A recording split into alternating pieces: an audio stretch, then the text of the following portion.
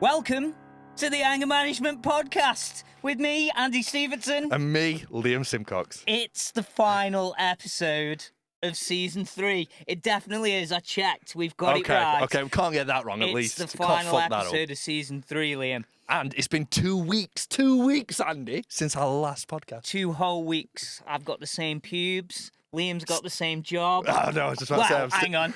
Liam, have you got the same job? I do, yes. Yes, he's got the same job. 2 podcasts in a row with the same fucking job. Anyway, here we are. We're back. Another podcast just 2 weeks later. Obviously, we've had to cram it in with all the other crap that we've been doing. Yeah, usual. Like, the usual stuff. Like kids. I haven't really done anything, mate, again. Standard by Standard. I've been in here a lot, just sitting on my arse working. Reading your books, you know. Reading my books. I've set the camera up today so you can actually see the bit of the bookshelf poking. You know what? Poking out. Funnily enough, we did have quite a lot of requests on our TikTok page to wanting to see the bookcase with the books. There's a little bit there. And Those the DVDs of you watching on YouTube can and see everything. And so, yeah, like kids, they are a real thing. I'm planning on having a great big load of shelving. It's my project for next week. Yeah. Where all my hockey shirts are at the back. I'm going to move the hockey shirts. Yeah. And I'm going to have some big shelves put up right along the back with all the media that we talk about all the time. Nice. Might be a bit of a nice backdrop for the podcast, I think. So yeah, that's my task for next week. My task. We've had an interesting couple of weeks since the last podcast was released, Liam. We have. We've had a lot of engagement. Massive. Over social media. Massive. We did touch upon the fact that we were approaching 50,000 followers on TikTok. Yes, which we couldn't believe to start with. Yeah, to start with, it's mad. We've actually had over 2,000 new followers in the last 2 weeks. Yeah.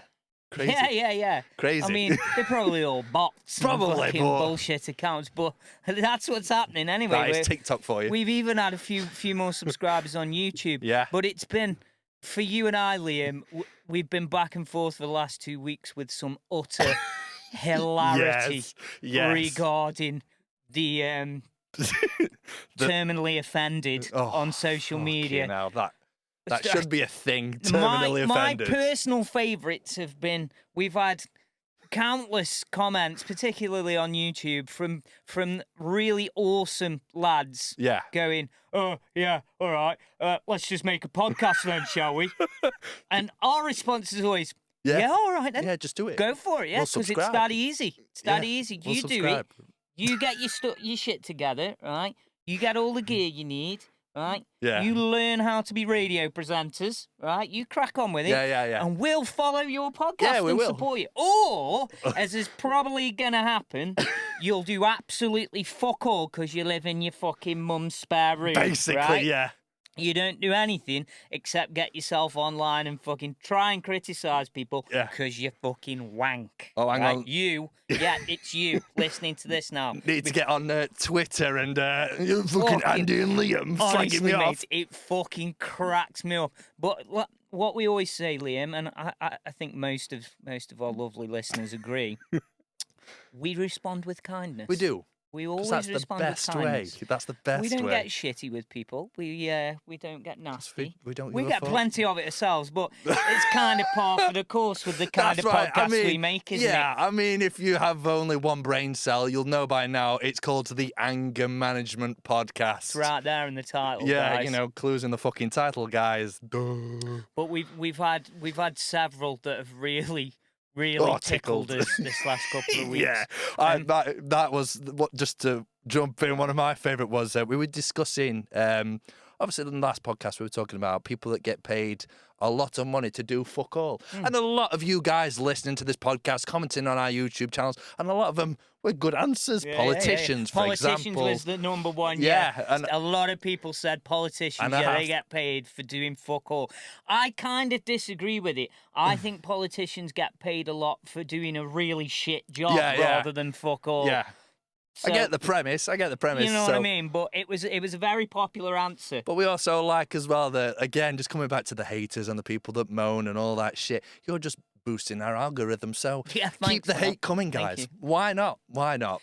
We do appreciate all the comments from everybody. We be do. honest. The good and the bad. 99% of you fully understand that we're just two lads ripping the piss out of stuff, right? Yeah. Half of the things we actually say we don't even believe ourselves. No, it's just because we're trying to make each other laugh, right? Yeah. We understand full well that working in a minimum wage job in a fast food restaurant is hard work and shit, right? And I'll tell you why we know that, right? Or why I know it. Because I've fucking done it, right? So for all you dicks getting on your fucking high horse, put these two guys in a fast food restaurant in rush hour in the middle of a town and see how they get on with it. Done it, mate. Done it. Done it. It's wank. Bought the T-shirt. Done it. Got the T-shirt. Left the job because it was wank and terribly paid, right? Fucking hell. So climb off your fucking horse because we're just taking the fucking piss. Right? Now we're taking the piss out of you personally. Yeah. You know who you are, right? And if you're offended, good. Fucking good. We say it every single time. If you're offended, watch something else. That's fact. We're okay with that I'm not option. bothered. I'm not bothered. You've got three options, really. You can laugh along with us, right? You can give us a fucking bit of hate, which drives our algorithm. Thank you. Why not? Right? Just comment below. Or you can quite simply, this is the most popular option, fuck off and watch something else. We're fine with all three of those things. We are, honestly. Absolutely fine, right? It's fine. But anyway, make your podcast and we'll support you when you do. Yeah, exactly. Honestly. Yeah.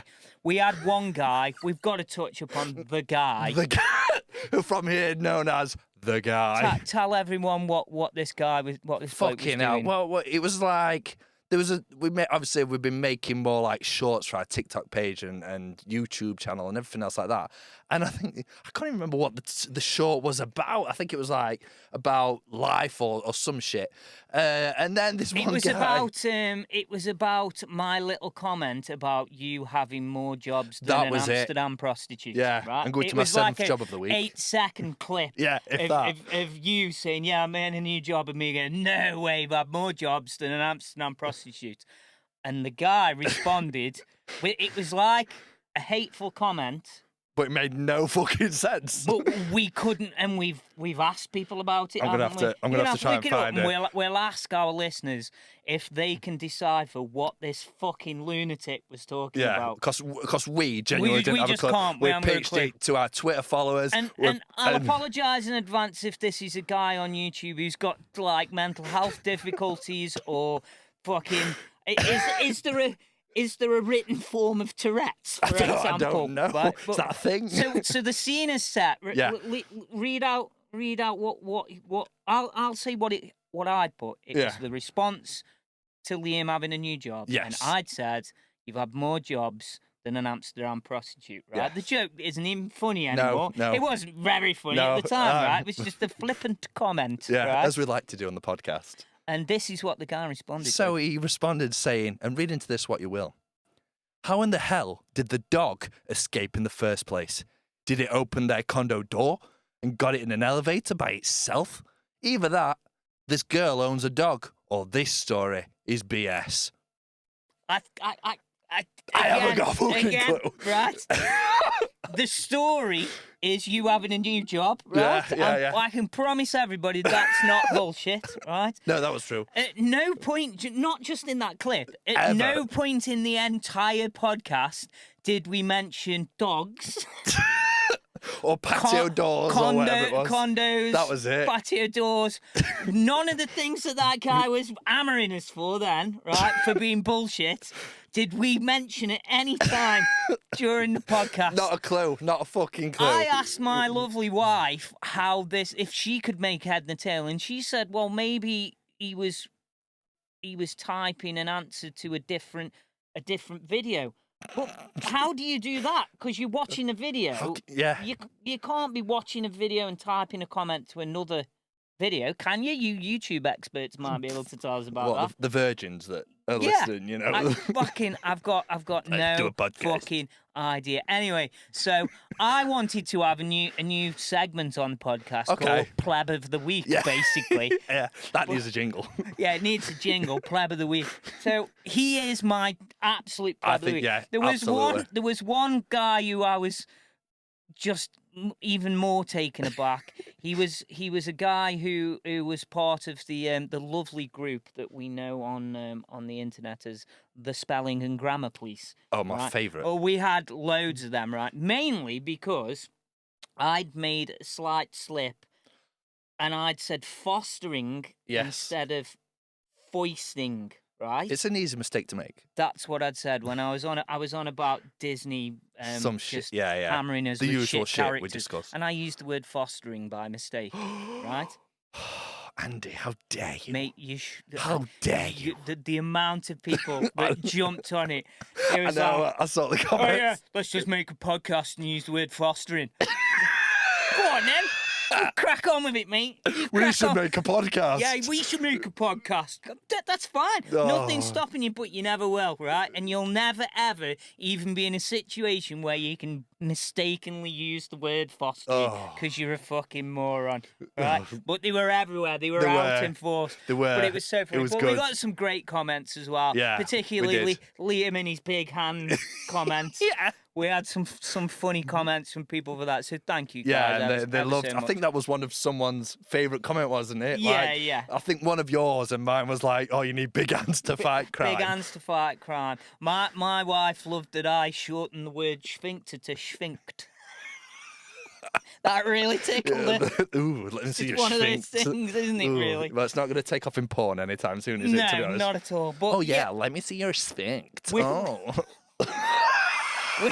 We'll take this opportunity to just say thank you to everybody. Yeah, cheers. I've got to be honest, Thank Liam. you. On TikTok, most people seem to have a bit of a sense of humour. Yeah. I always compare it to the old days of like MySpace and people seem to just have a little bit more of a sense of humour. Yeah. But Liam made the grave mistake of making one post on Facebook, right? Facebook is a cesspool of the self-righteous and terminally offended. I know exactly which one you mean. You tell us which guy. I think they had loads, wasn't it? It was just full of the grammar police, people in their ivory towers that were like, "Oh well, I don't agree with this. You should take a look at yourselves in the mirror. Take a look at yourself, like propagating, like giving us a load of shit, and we're like, yeah, mate. We're just there pissing ourselves. We just keep saying, watch the whole podcast. Yeah, just listen to the whole podcast, and you might enjoy it. Just realise that we're taking the piss. Yes, that's the whole premise of this podcast. That's what we do, right? Yeah. None of it's serious. We don't really mean any of the stuff that we say. Imagine getting in bed at night thinking, oh, God, if only I'd have used that right grammar instead of... If only I'd have said foisting. Oh, no. Instead of fostering. How do you sleep at night? I wouldn't be on this ledge about to throw myself off it. How do you sleep, Andy? I don't know, mate. Shocking. Absolutely shocking. I'd love to see you in a McDonald's in the middle of London during rush hour. Oh, yes. Oh, fuck off. Fuck off. Liam.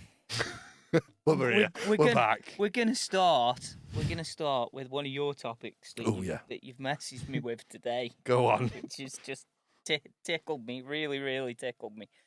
I just got the voice messages that said, "People who think the world revolves around them." Yes. What's got you goat about that today, mate? So I was on my lunch at my 7th job of the week. And I was going for some petrol. And I was behind this guy in the petrol station. And anyone with a functioning brain would go to the till or the checkout. The chill. Go to the chill. The chill. Go to the that was a chill. combination of go to till the petrol station, and checkout. Have a chill. I'll get slagged for saying that now on the podcast. Yeah. Get him, everyone.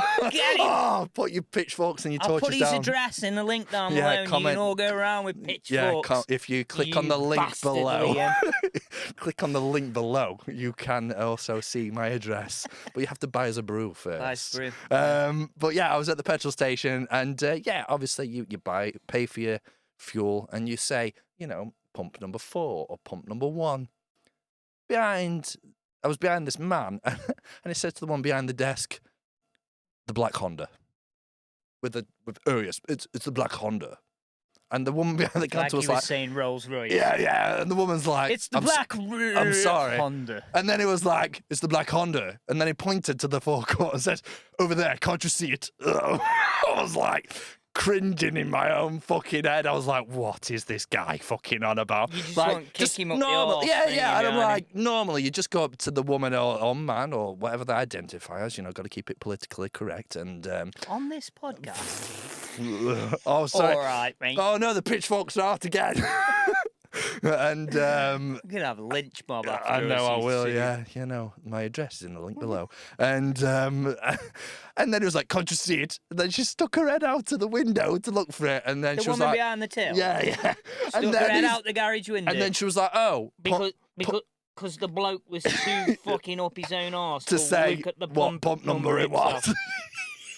Wow. Yeah. And he was just like, she was like, oh, pump number 4. Yes. I bet he uses Facebook and comments on our podcast. This bloke.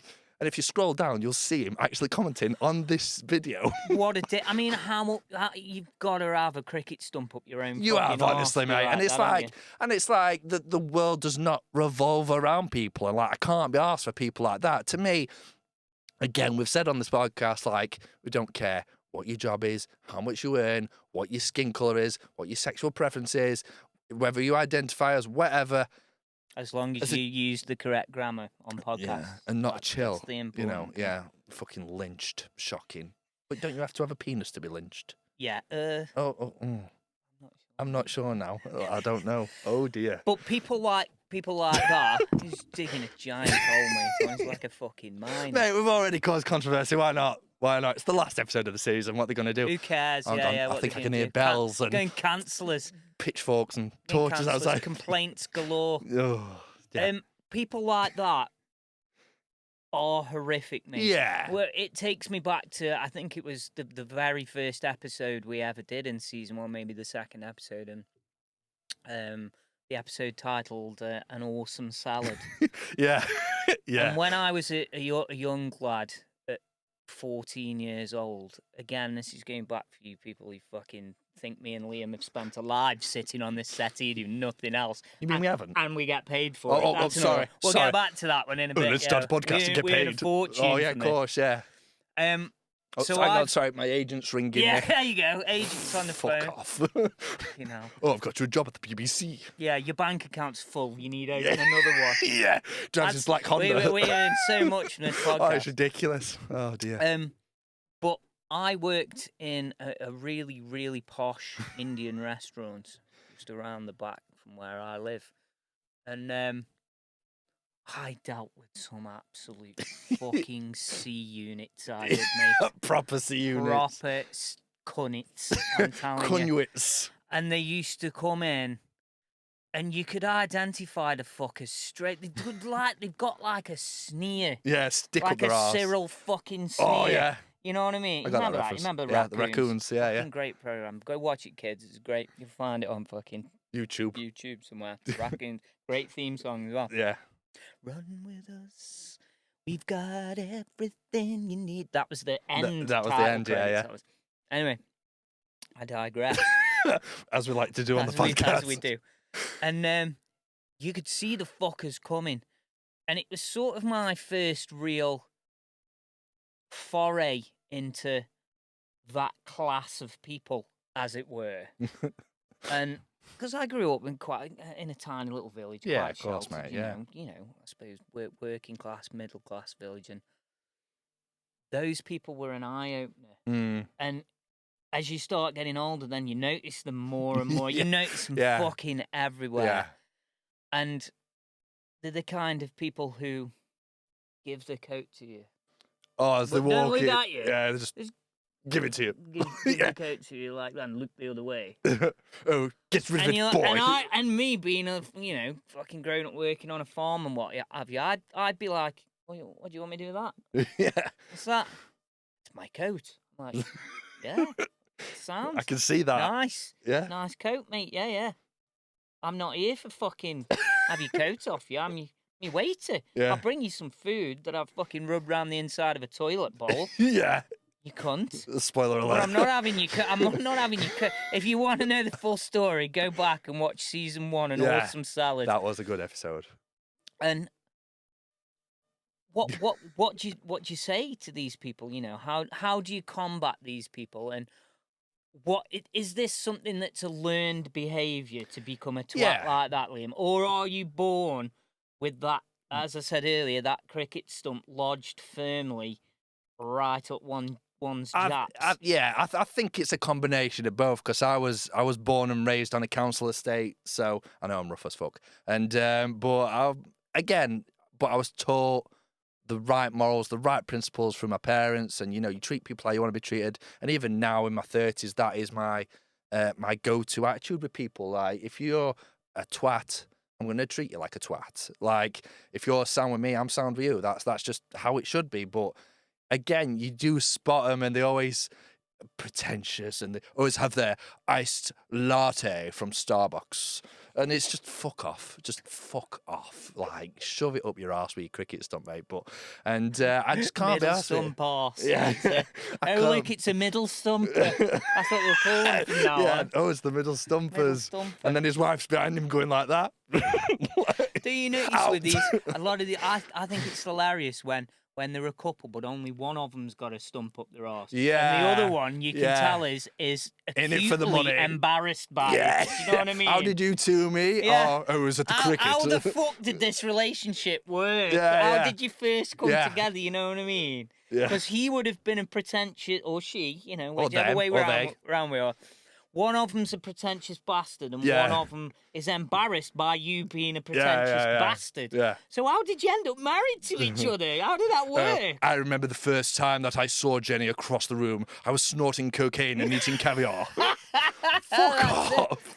Yeah, and his missus was dancing with her tats out on a fucking bar table. On a tabletop drinking at a bar. fucking Budweiser. You know what I mean? Oh, man. How do these fucking people meet? But people like this exist. We sit here, take the piss, and there's probably people listening to this getting offended. Fucking ridiculous. Scrolling through Facebook. I wanted to change in tack completely on this one. A little bit more serious. I wanted to discuss the thoroughly above board and totally fair Russian election results. Of course. Yeah, because that was legit. Completely legit. I'm not an expert on Russia or anything like that, mate, right? But I was in bits when the results came in the morning. Yeah.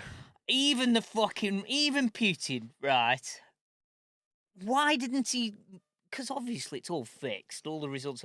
Why didn't he make it so it at least looked a little bit competitive? Yeah, I know, yeah. 87% of the Russian people voted for him, apparently. I loved as well that it came out, the results, like 87%, and it came to Putin and he had that little, as if to be like, shock on his face. It's fuck off. It's like, no. Vlad, you've just written them down there. Yeah. You passed it to me.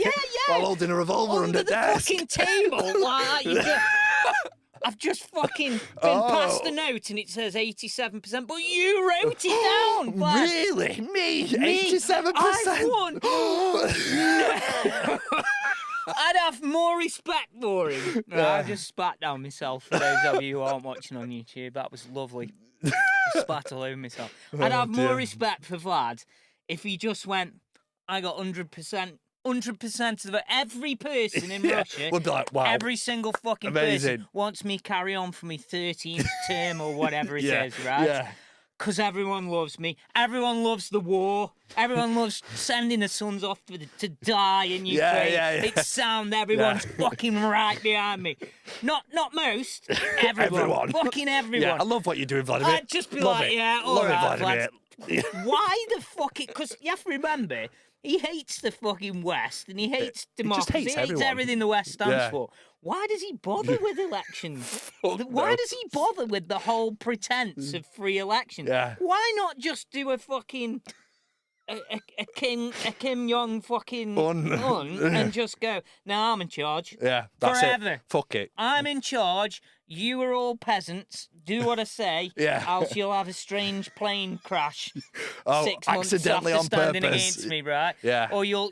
I love it how every single person that stands against him in the political run-up mysteriously dies. Or goes to jail. Yeah. Right. Every single time. It's what I don't understand basically is I'm excuse me. I'm not a believer I was going to say a believer in free elections then. I'm not a believer that our elections in the Western world are above board. No. I'm really not. I don't want to get into the whole conspiracy side yeah, of stuff yeah. because it's a rabbit hole you can go down. But I firmly believe that these things are taken care of before we ever go to a ballot box. Well, that's it. There's a pipe bomb under his chair.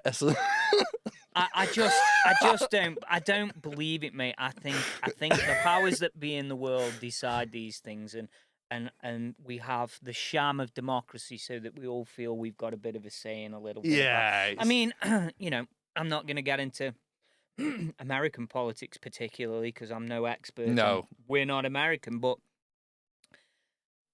apparently more people voted for that decrepit old bloke that's in with charge, dementia, right?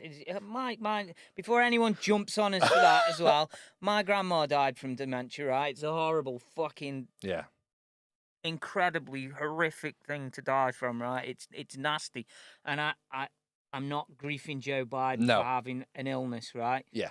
I think the bloke's a fucking knob, but I thought he was a knob before he had Alzheimer's or dementia or whatever he's got, right? But you got to remember, apparently, more American citizens voted for that bloke than any other president or any other candidate in the history of America. Wow. Right? In the whole history of America, right? I get it. A lot of people don't like Donald Trump, but a lot of people love him. Yeah. You got to remember the facts, or the facts as have been told to the world, quote unquote, speak for themselves. In so much as more Americans voted for that idiot, fucking Joe Biden, than anybody else in the history of America, right? I simply don't believe that that's true, Liam, right? No. Because the logical part of my brain goes, nah. I mean, you Yanks that do listen to our show, we have got quite a lot of listeners in America, right? You are a fucking bunch of mad bastards, a lot of you are, right? Yeah. We love you in this country, but you're fucking mad as a fucking box of frogs. Absolutely. But you're not mad enough to vote that bloke in. You're just not. I won't trust him to do me shopping in my fucking country, would you? He can't fucking find his way off the stage. He can't put one coherent sentence together. No, he can't. He doesn't know what he's doing, mate. But when he was voted in, he didn't know what he was doing. He was already showing signs of this. I mean, now it's just a fucking joke. I mean, even the people that voted for him realised that the bloke shouldn't be in charge of the free world, right? But getting back to what I was saying, Liam, is I don't believe that the free countries of this world really have free democratic elections. I think it's all fucking definitely fixed. not. I think it's a false reality, isn't it? It's like a glitch in the Matrix to make you believe, it's literally the red pill or the blue pill, and it's fucking mad. And again, coming back to Americans, like they've put with a lot of shit. I know Trump's on about coming back and he's pushing for do you think he'll get another term? I think he will, I think there was a lot of controversy when he first came in, but he says what he means and he means what he says, and I think that's a good quality to have. He doesn't pussyfoot around things. He doesn't tread on anyone's toes. He doesn't give a shit. I think it'd be good. I do genuinely think it'd be good. I don't know. Maybe American listeners could help us with this one. I know that American presidents can only sit for 2 terms. Yeah. But does that count if it's across 2 separate times? So if Trump gets voted in now, can he do 2 terms? I'd imagine so, because it's a separate term, isn't it? I could be wrong, sure. but let us know, Yanks. We don't actually have a clue about that. No. But getting back to my original point, I know Vladimir Putin is basically a fucking mass murdering twat bag. Yeah. But part of me thinks he's fucking great for comedic value. Yeah, mate. yeah, he is. He's just don't give a fuck, does he, at all? I love watching the clips when, like, people... Did you see him with Tucker Carlson? Oh, no. That was fucking mad, that interview was. And he gave Tucker Carlson a fucking 3/4 an hour lecture on Russian history to start the interview. And he's mad. He's fucking mad, mate. But I just love that he don't care. No, he don't give a shit, does he? Nah, I'm not bothered. No. I love when people go to touch him and, like, or shake his hand and he's like, looks at you as if to be like, you're below me. No, Like, you're a piece of shit. Yeah. I'm on pump 4. Yeah. Yeah. It's that black Honda, can't you see? Oh, fuck off. I'm on pump 4. He's a fucking legend. Maybe it's now we know that Putin has got back in. We also know that Donald Trump obviously had quite a good relationship with Putin as regards America and Russia, in relative terms, obviously. Putin came out in that Tucker Carlson interview and said that he had no relationship with Joe Biden. I mean, who does apart from his nurse, Well, that changes his pad from time to time, If Trump gets back in, do you think that could spell an end to the conflict that's still going on in Ukraine? Of course, not many people talk about it anymore because it's not fashionable. Oh, it's not fashionable anymore. Yeah, no. I've got conflicting views on Ukraine. I think it's a fucking travesty that we're still living in a world where countries can just go and invade other countries. But there's been a lot of warnings over the years from Russia and from Putin regarding NATO. Don't expand, don't expand. Yeah. And the bloke's had enough and was pissed off. So there's plenty of blame to go around. But I think that if Trump gets back in, I think he might find a way of brokering something where we can finally put an end to that conflict over there. Yeah. Which, it's got to happen at some point, hasn't it? It has. I don't want to sit here and try, again, I'm no expert on Ukraine or Russia or anything else, but Ukraine can't fight this war forever. No. Right? Russia probably can. Yeah. Or can fight it for a lot longer. And most wars end up being wars of attrition. And do the Ukrainian people want to be fighting a war for the next 20 years? Do the Russian people want to be fighting a war for the next 20 years? I don't know what's going to happen, Liam. It does sort of make you wonder, though, like, where do we draw the line? Like, how far does this go? How far down the rabbit hole are we going to go? And it just seems like it's been gone on for an eternity now. And, yeah, fair enough, like, BBC and, like, ITV and other news outlets and around the world, they don't talk about it anywhere near as much now. And, again, it sort of comes down to the flavour of the week or donate this, donate that. And again, I don't want to seem like an artless bastard. I'm not taking anything away from the horror and the terrible things that are going on. But it does make you wonder, like, where do we go from here? What's going to happen? Can Trump come in and make a difference? Can he get things back on track? I'm not so sure. Maybe it's something we should put to our listeners. I mean, most people, whatever side of the political spectrum you're on, have opinions on Donald Trump. Yeah, of course. Maybe we should have a little Graham Graham poll. I think this would interest most people. Yeah. We could simply ask, do our listeners think Donald is going to get back into the White House at the next election? There we go. Very straightforward. Probably very polarizing. Yeah. I think that'll cause some controversy, but this podcast by now will like a bit of controversy from time to time. I'll ask you, Liam, what would you go for on that, Graham? I think it's a tough one. I think if it was to, I think it'll take time. I don't think it'll be a straight fix, but I think over time, and I mean, so do you think he'll get back in? I think. Oh, sorry. Do I think he'll get back in? Yeah. Do you think he'll get back in? Yeah, I do think he'll get back in. I do think he'll get back in. I agree. I think he'll get back in. And I do think if he does resolve the conflict, I think it'll take years, not months. Oh, absolutely, absolutely. But I think he will get back in. I think he'll get back in. That's my. It'd be a good shout as well. Opinion on the American political situation. There we go. As we have political experts on this podcast. I want to wrap two. I thought you were going to say I want to wrap. I want to wrap up. I've had enough. No, wrap as in you're channeling your inner Will Smith. Or... I want to wrap. Yeah, getting jiggy with it. It's two topics that sort of go into one here. One was from you earlier in the day. Okay. And your message said, why do old people all go shopping at the same time and in the same place? Yeah. And I wanted to combine that with mine that I'd thought of earlier in the week is old people and technology. Ooh, right? yeah. And I'll tell you why I thought of mine in a minute. So I assume, Liam, that you had a run-in with an elderly person at some point. Elderly today. people. No, people. Like, elderly persons. Persons. So again, set the scene for us, mate. On my lunch after I'd just seen the Hammer at the petrol station. Oh, the Hammer Luke Gordon. The Hammer Luke Gordon. Shout out to LG. He's going to come back on season 4. He is. He's going to come back onto the podcast, LG.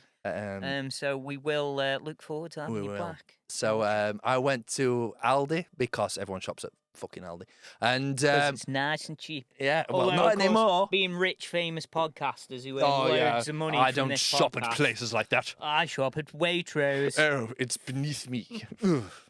Hi there. No, yes, we're Aldi crew. We are. Yeah, we can do a commercial for. I don't know, for the World Cup, for yours, whatever. Anyway, so I went into Aldi, and it was just full of old people. Like the car park was full of old people. There's old people fighting over trolleys, literally. And, really? And like, what gets me is to me, you walk into a supermarket and you go to where you want to get what you want to get. You pick it up, put it in your trolley, you walk off. Oh no, not with old people.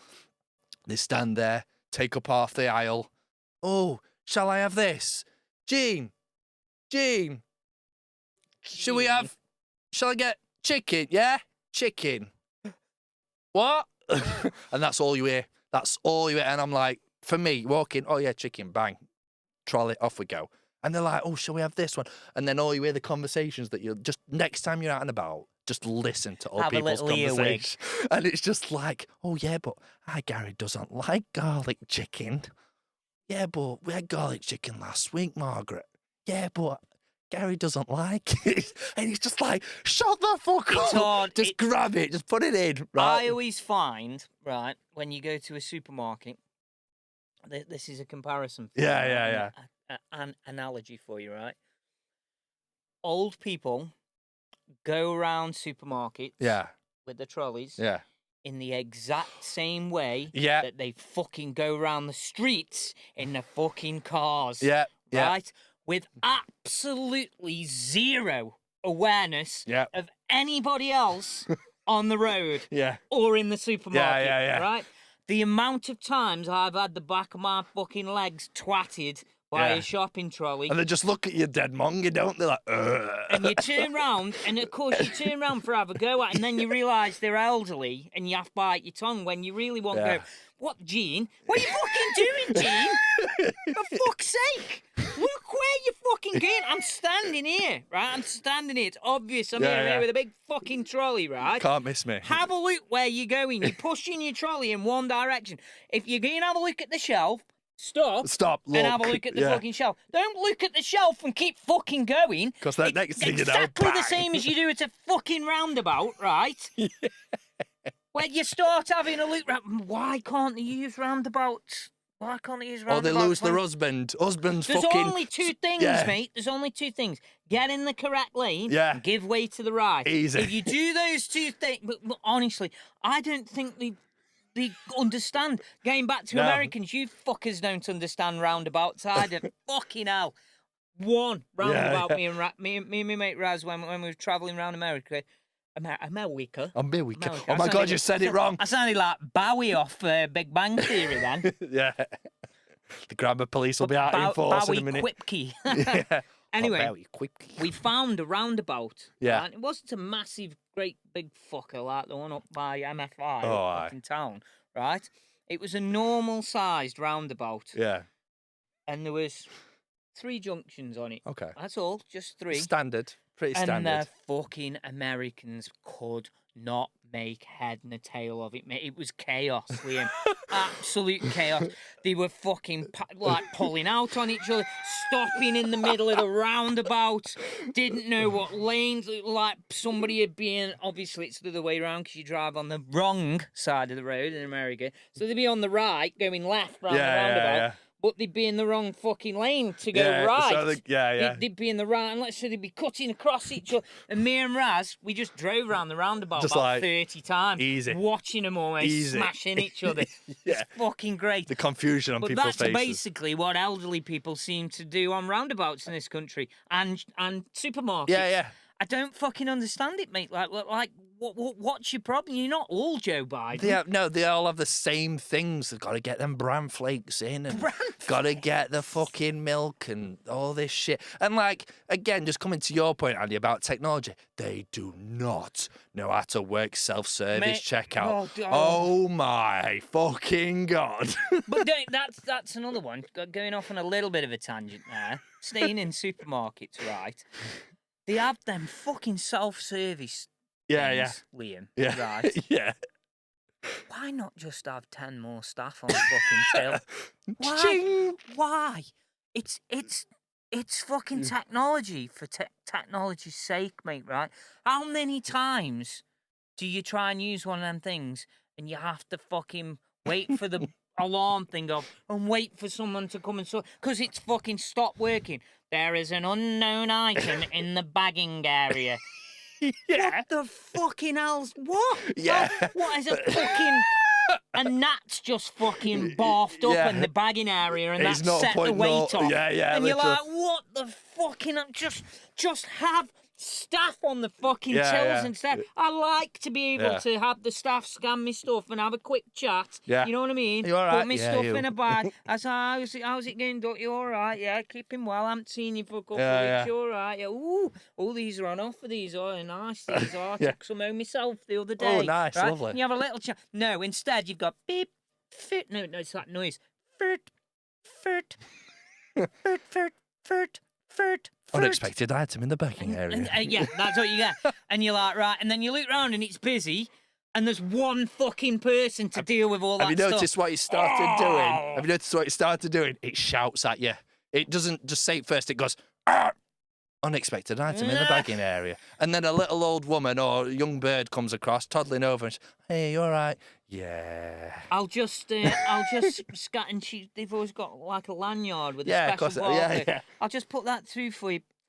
And I always go, why can't you just be on a till and we just do that in the first place? What are you Instead doing? of all this absolute bullshit that you're going through right now. There's 12 people, all with unknown fucking items in the bagging area. These bloody machines coming to our country and taking our jobs and taking our women and illegal fucking machines, mate.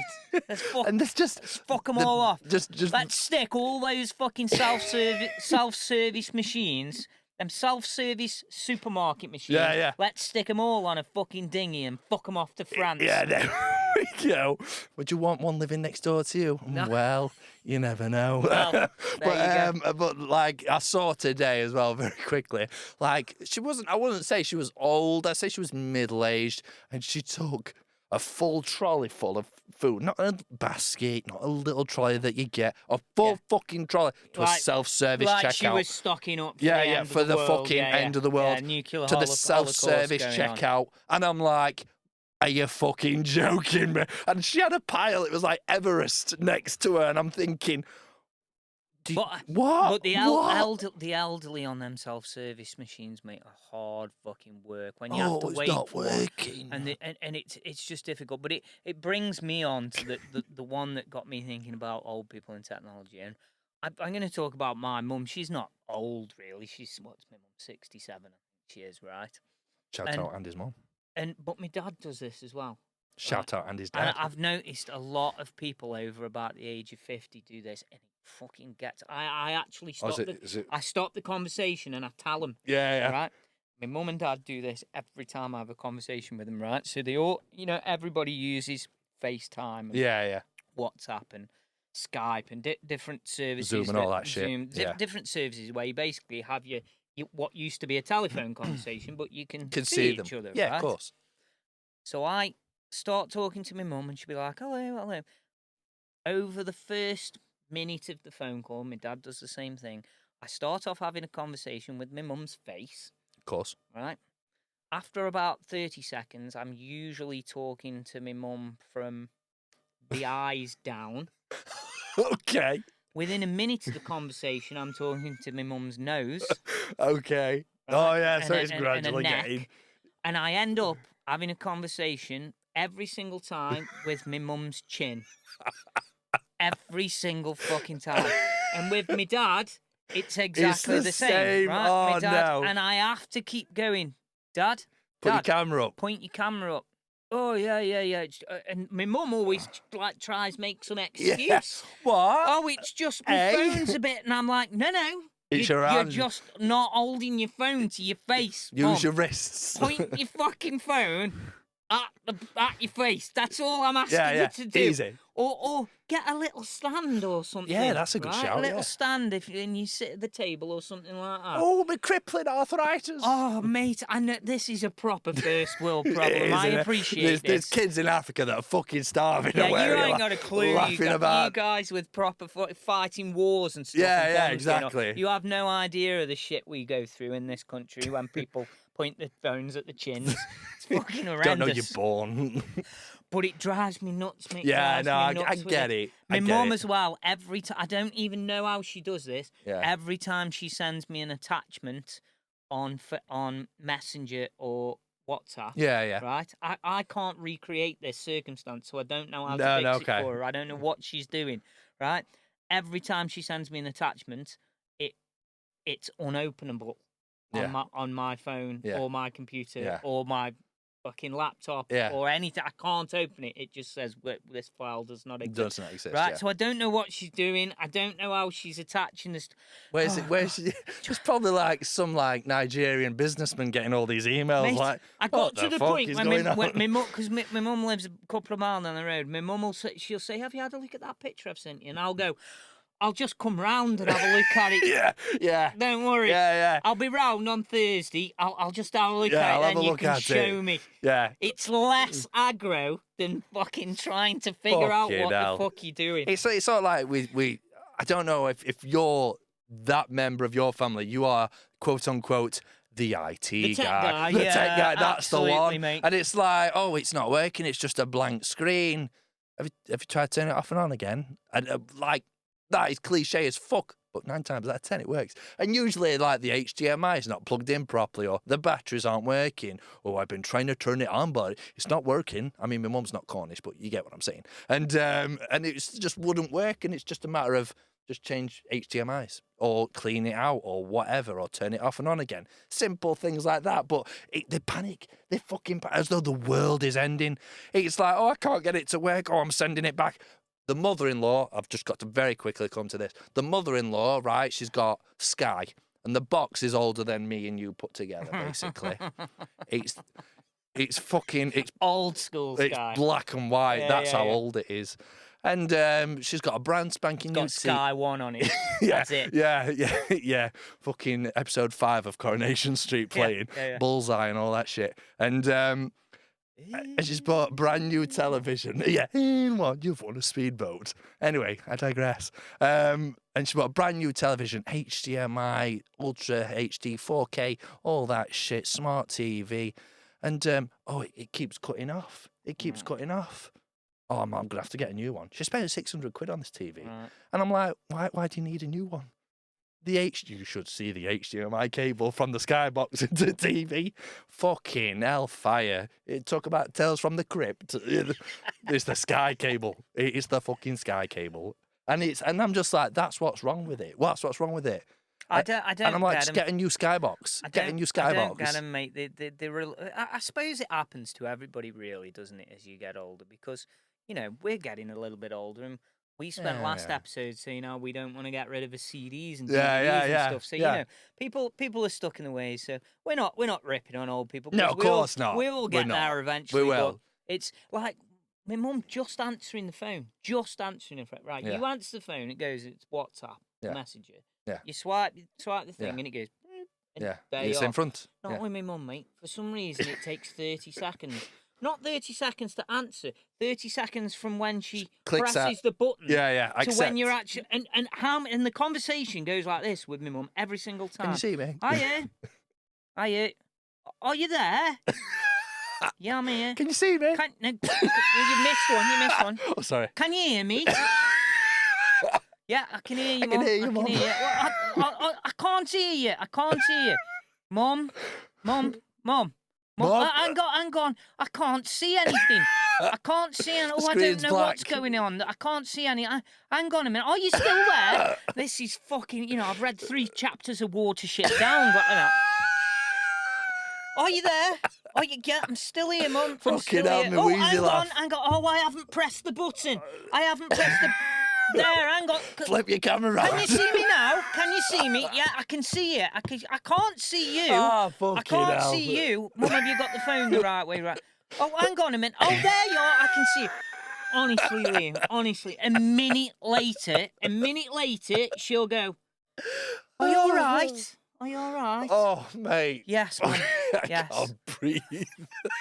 That's how every fucking conversation That's goes, right? brilliant. To the point, That's honestly, fantastic. I sometimes feel like it would be quicker for when I see the phone ring, right? When the phone rings, I feel it'd be quicker to nip across the back to the allotments, get one of the carrier pigeons out the old fucking sheds, send a little fucking note round to me mum, strapped to the pigeon's leg, with a little note saying, yeah, I can see you. I'm here. Turn your camera on. Via carrier pigeon. Oh, it would be quick. It's as the crow flies, it's half a mile across the back there, mate. I think a carrier pigeon could get to my mum's before I'm actually having the proper conversation with my mum. Carrier pigeons versus parents. There we go. There's the episode title for this week. Okay, I bet you could shout and she could hear you. Fucking nuts, mate. Fucking nuts, fuck Liam. me. Honestly. Oh, dear. Anyway, on that note, I think we can have a break. I need a quick visit to the lavatory. I need to calm down. And yeah, get me fucking breath back after that. That. When we come back, we're going to have a few different topics that we've been discussing during the week. I wanted to discuss religious leaders. Ooh. Right? Religious leaders. I'll get to that one. Regular listeners will know I have some strong opinions on the old religion. So we'll get to that. I also wanted to talk about old money. A tuppence? Old money. A shilling? Old money, mate. Yes. We'll get on to that. Okay. It's a bit fucking mental, I'll be honest. Weekly Woke Watch, of course, as usual. Everyone's popular segment of the show. Segment, and I also wanted to have a little discussion.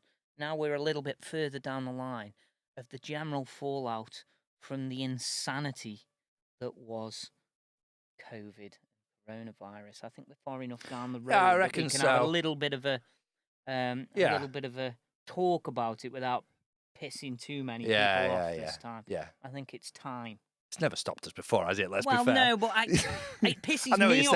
I know what you're saying. Do you know what I mean? It pisses us off. But I think yeah. we're far enough down the road now that we can have a little bit of a look in hindsight and what's happened with the fallout from that. So we will be back shortly, guys. Stay safe. If you're driving and listening, be careful, and we'll be back in just a second. Yeah, see you in a minute. See you in a minute.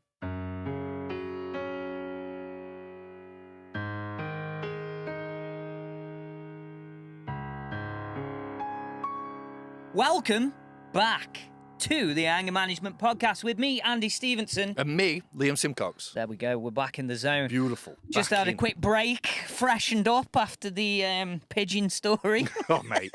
I've just calmed down. And we're here. We're back again for another 45 minutes or so. Yeah, why not? Probably be about an hour, but yeah, an hour and a half. Depends how carried away we lose all we get. concept of time in this place.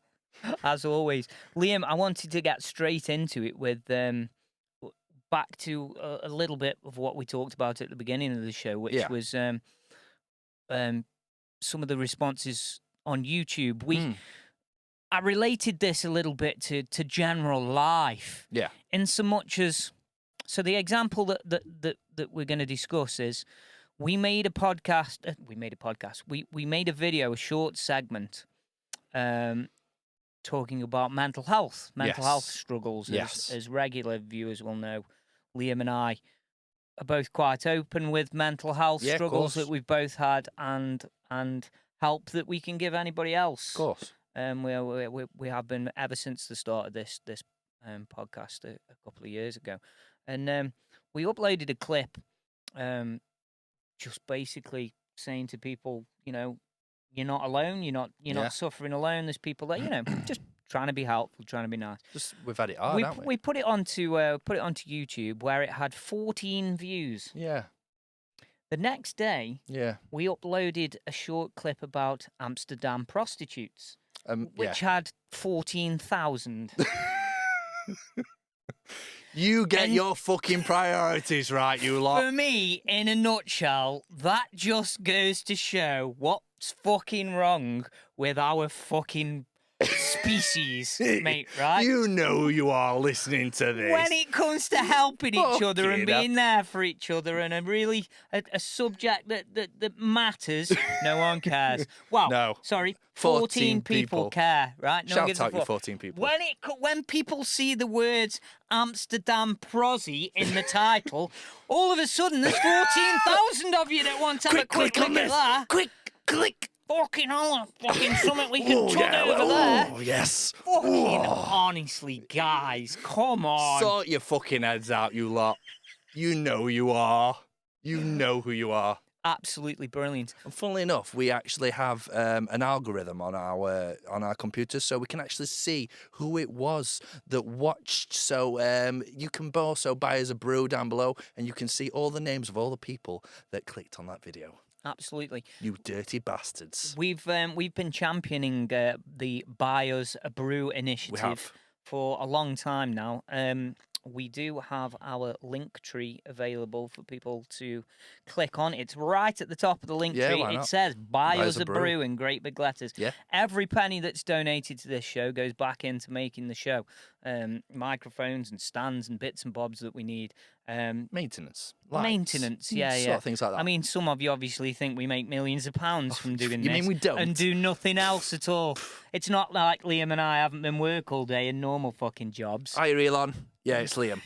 Yeah, I'm just doing a podcast, mate. Can I call you back? Yeah. All right, mate. Bye-bye. And there it is. Sorry, that was my mate Elon Musk. Oh, right. Oh, shit, are we recording? Yeah, Fuck. we're recording, mate. Oh, sorry. Liam, tell our lovely listeners and viewers where they can get in touch with us if they would like to vote on any of our Graham polls or buy us a brew, or we have a merchandise store as well. You could even buy Anger Management Podcast and Anger Management Studios related merch, everything from mugs to T-shirts. To key rings to all that whatever shit. You want. Whatever you want. Taking the world by storm. We are, to be fair. Yeah, you can find us on Facebook, Instagram, and on TikTok, Anger Management Studios, or you can find us on Twitter at Anger Manage Pod. You can also find our polls on there. We'd like to throw a few in there as well, which I'm sure if you're a regular listener by now, you'll know that that's what we tend to do.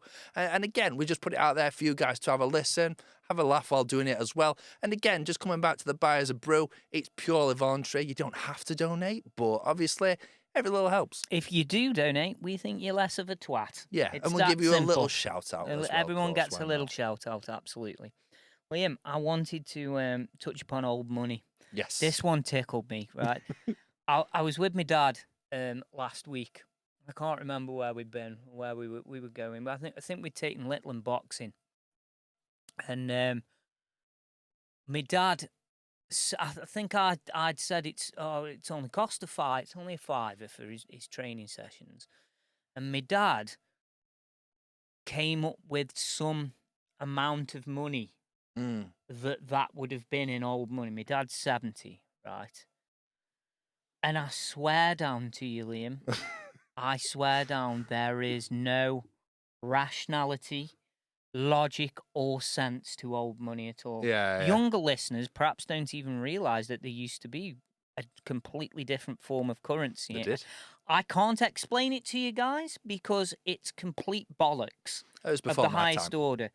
So I tried to get my dad to explain what £5...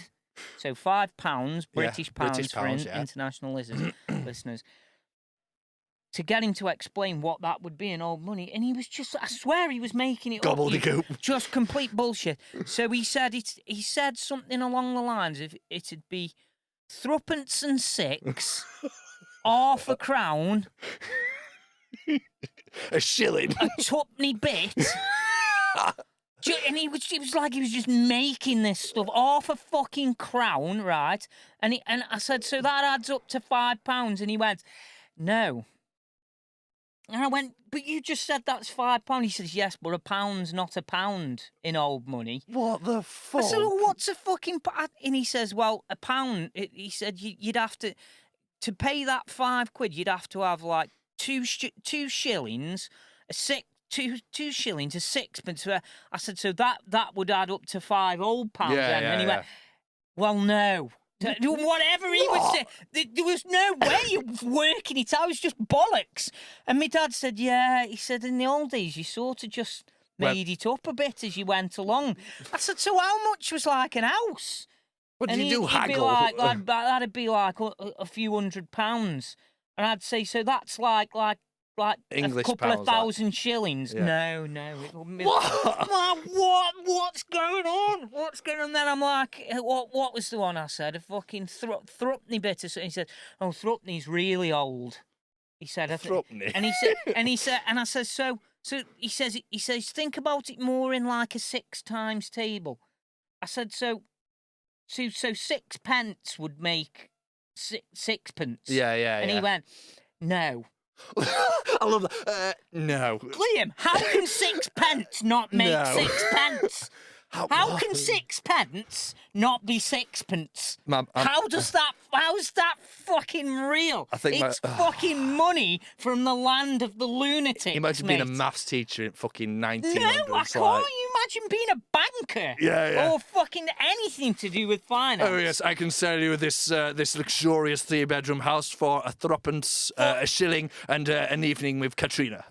Absolute madness, mate. It's hard enough, like, because we still use the odd, like, weights and sometimes in temperatures and things like that are tough enough. Get that. But money is, it's a farthing. What's a fucking farthing? A penny farthing. My nana's house, my nana had 5 children, right? Yeah. And her house was called 5 Farthings. What the fuck's a farthing? Alexa, show me what is a farthing. A farthing, mate, I ain't got a clue. Honestly. I have not got a clue. Honestly. And my dad says, it was so difficult to get used to the new money when it came in. Hey? Difficult. Fucking difficult. Problem you for the just metric need system, 1, like. 5, 10, and that's it, really. Fucking. How hard is that? Oh my God, pardon me. Absolutely How insane. much is 1 pence worth? One pence, sir.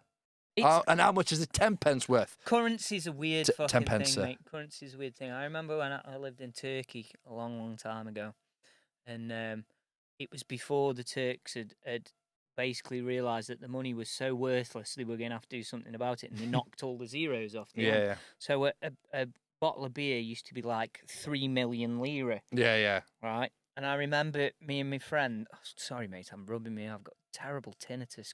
It's just come on. It's gone off. It's gone off now. It's you yapping in me ear. Sorry, I have that effect on people. And we bought a TV, me and Raz did, when we lived in Turkey. I remember going by this TV, and it cost us like 800 million lira for a TV. It was mad. It cost so much we couldn't carry enough notes. You know what I mean? It was just like mad. Which is about 50 quid. And the tally was about 300 quid. Yeah. And we were just fucking handing over all these. It was mad, absolutely mad. But old money particularly, mate. I don't. How could they have? I mean, a doubloon. What's a fucking doubloon? Is that even an English one? I don't know. A fucking doubloon. That always tickles me. Where and I don't know if you get it from like your parents or the older generation, where a loaf of bread £1.50, or back in my day it only used to cost me 4 pence. What? Back in 1904, Dave? Like, come on, we don't have a fucking clue. Oh God, I'm not. And then they pull out like a sheet of like what stuff used to cost. I don't want to spook you, but the camera just moved on its own. Oh. How weird's that? Oh. I wonder, do you think the chair took? Are you taking piss? Or do you think someone maybe rang? Or What? Which something? way? I'm gonna have to have a look. What? Like, I'm confused now. I mean, It moved. like, I'll just carry on talking because are we still like It moved. what? No. Definitely moved. Right. We'll be able to see when we watch Yeah. the video back. Right, guys, go over to YouTube, or if you're watching, Matt will be fucking creaming. I'm Just moved, mate. I'm telling you now, that was weird. We'll have to watch that after. That was We'll have to watch weird. that. Okay. It's kind of a bit colder in here Yeah, as well. I feel a bit nippy now. I know. Talk about old money. It's the ghost of the tuppence. Mate, Oh. well, I'm going to change the subject after that. That was a bit weird. That was a bit weird. You had ringing in your ears. I had then ringing in camera my ears. starts Camera moving. moved. Matt Statham will watch this. He'll be loving this. He'll be rewinding, zooming it in. I'm right with you, Matt. I'm right with you. That was a bit weird. Anyway. Proper weird. Yeah, cool. Mate, I wanted to get on to religious leaders. Okay. Right. That was just my foot. Mate, you're spooking yourself. I thought there was something over there then. No, it's just my Sit foot. still, man. Stop shitting yourself. Sit still. I've got quite strong opinion. I went to a Catholic school, as you know. We've discussed this before. Yeah. And my priest's in jail for doing nasty things to little boys. Yes, of course. Right? You can read into that what you will. We'll not dive too deep into that. I'm not a fan of any religion. No. If you're religious, that's absolutely fine. I don't care. You can do whatever you want, whatever makes you happy. But I find religious leaders very difficult to accept as people. Yeah.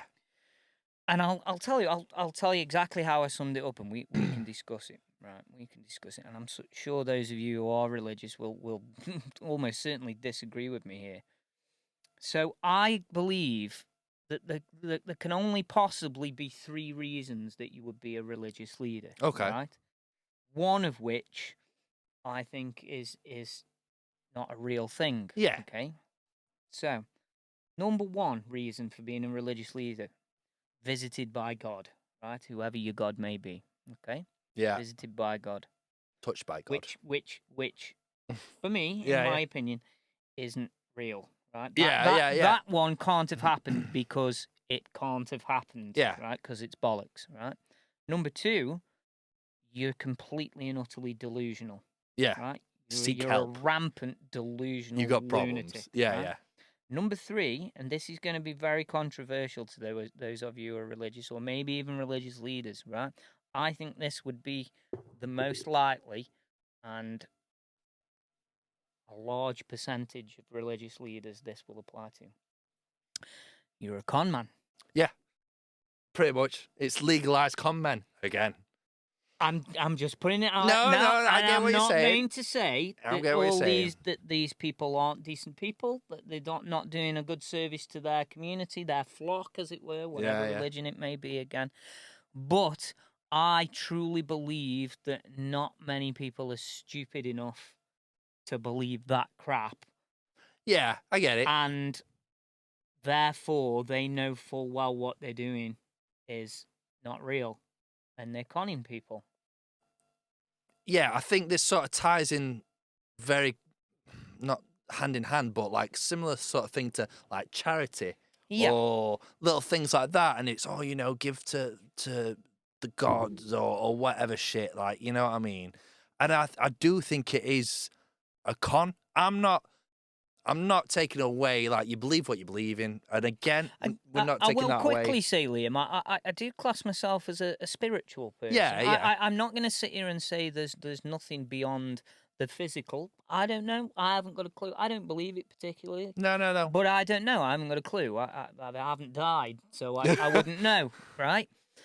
But neither do any of the rest of you. Yeah, That's the point I'm trying to make, right? Yeah. And what I definitely know is bullshit is organised religion, right? Yeah. That's just a method of control and power. But that's all organised. Hasn't that been proven, especially in like America, where they'd have like camps that were set up to these like worship these gods and you must pay tribute and all this shit, and it was all brainwashed. It was all like they're all over the world. Places like that, mate. They exist everywhere. And it's just it happens, like shit like that goes on, and it's. I ask you this. So as a rational, decent man yourself, right? Okay. As far as I'm aware. Yeah, passable. But you've got 2 little children now, yes. right? 9-month-old children. Yes. Okay. So do you think if someone came to you and said, "I'm going to take your kids for a few hours every day of their lives while they're growing up, and I'm going to take them to a cult, and I'm going to brainwash them," right? You'd go, no, you're not. I think you've got 5 seconds to fuck off. And it's against the law, right? Yeah. But if a Catholic priest said they're going to do that, Yeah. or a Muslim imam or any whatever, yeah.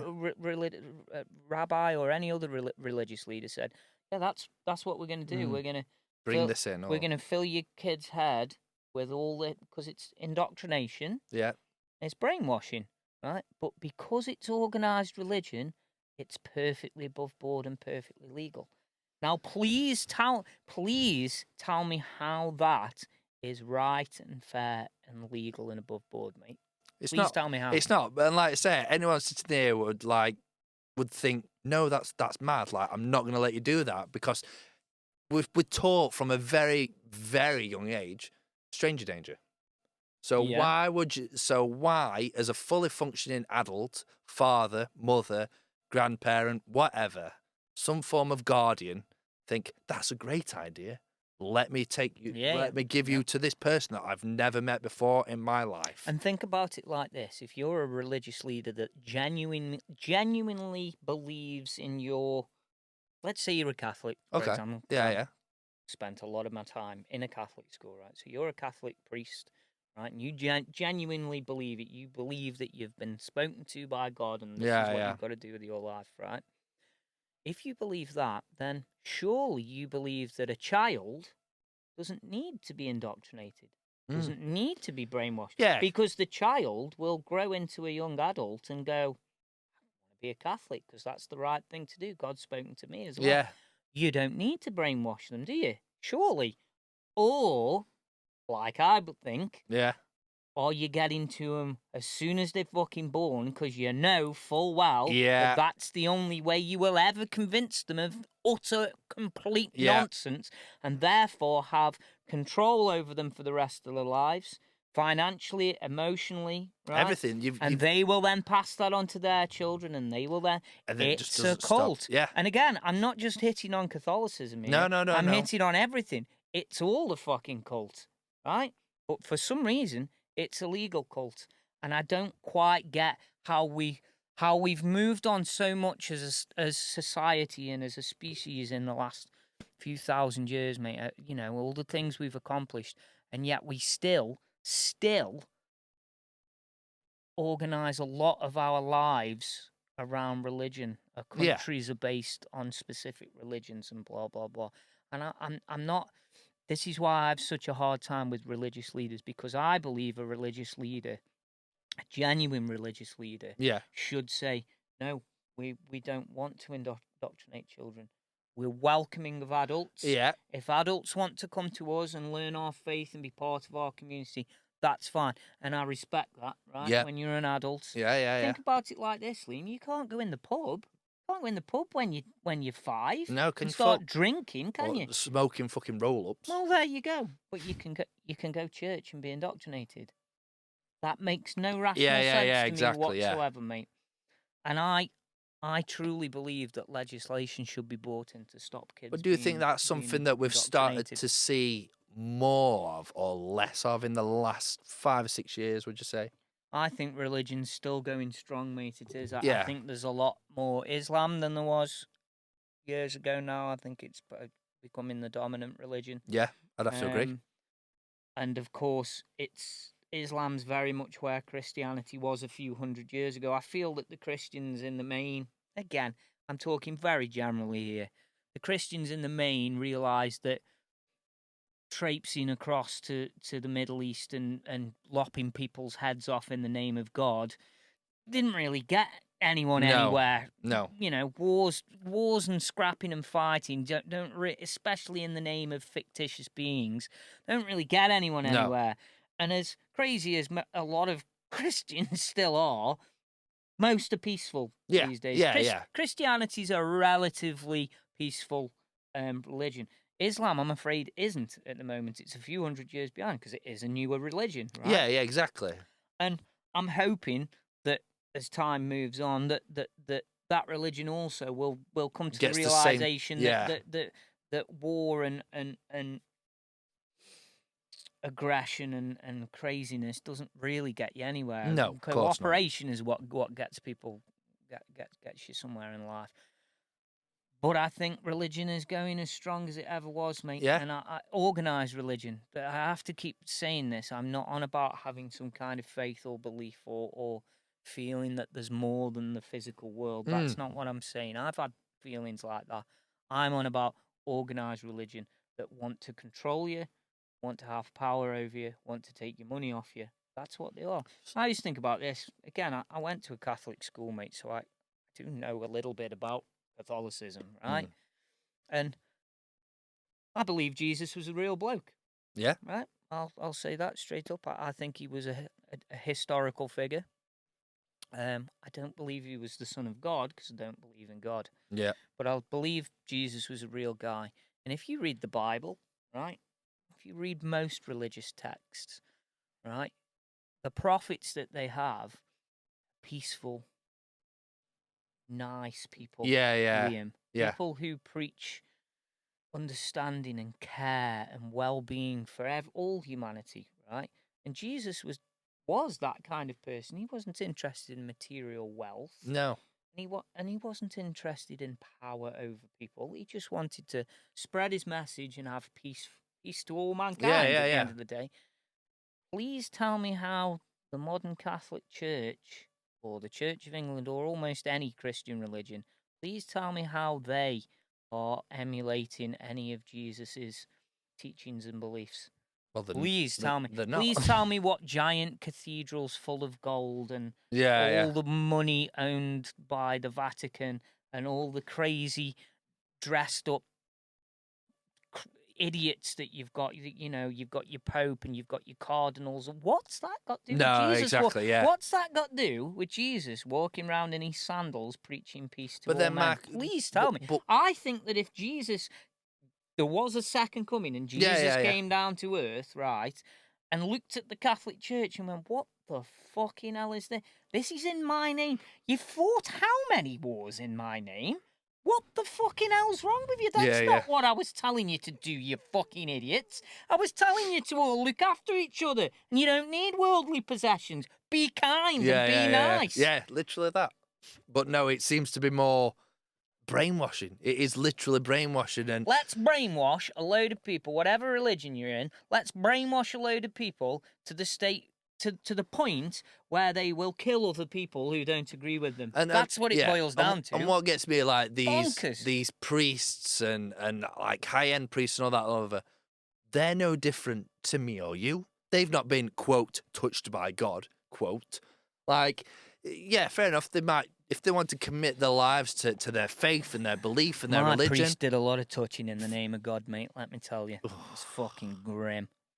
But it did. It's very hard for me to be impartial. Yeah, I get it. To be honest, with most things we talk about, I try to be impartial if I can. Yeah. But I do find it difficult after.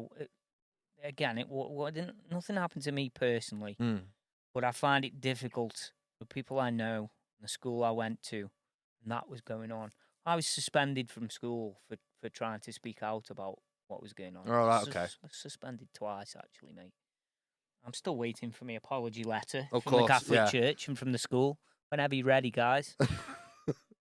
For being, exactly correct about it. 25 years later, it actually came out, mate. 25 years later. Fucking hell. Yeah. So I do find it difficult to be impartial, but I think spirituality has a place in a place for mankind. But I think the best thing we could ever do as a species is bin off organised religion. Yeah, of course. I think it's the worst thing on planet Earth. It's not for everyone. Sorry, and you know what? That's fine. That is perfectly fine. It preys on the vulnerable as well. It does. The susceptible and the gullible. Absolutely. And yeah, I completely agree with that, Andy. To be honest with you, it's very, very rare that you will get religious people who are outspoken and boisterous, and unless they're the leaders, of course, who can lean on people and have influence over people. The followers are usually people that are very easily influenced. Mate. They are. Yeah. And that's what religion preys on. It's just master manipulation, isn't it? Massively. That's over all thousands of years, mate. So, but there's nothing that we can say or do that will change that. No, maybe. I don't know. But Maybe one day. We'll see. We'll probably watch this in a few years' time and be like, oh my God, yeah. Fucking hell. Liam, I've been having trouble with my bowel again. Not again, Andy. But I've felt better the last few days, right? You've not shit yourself recently, have you? No, well, mate, I had a close call. So I think it was the day after the last podcast. Can you remember? I was on about I had been in the toilet for about 1,000,000 years. Yeah. And I was so bad. I got up the next day. My tummy was really, I was sick of it, mate. I'm in the toilet for like a week. Longer. So I sat down in here, like, right, I've got to sort this out. I drank 2 litres of fresh orange juice. Yeah. I had a mug of Lactolose. What? I had 2 mebeverine tablets, which help get you. Yeah, you're flowing. Moving along again, right? About 8 litres of water, right? Going on, and then I had a prawn cocktail. Oh my God! Anyway, I was sitting in here. Anyway, Liam, let's just say the constipation stopped.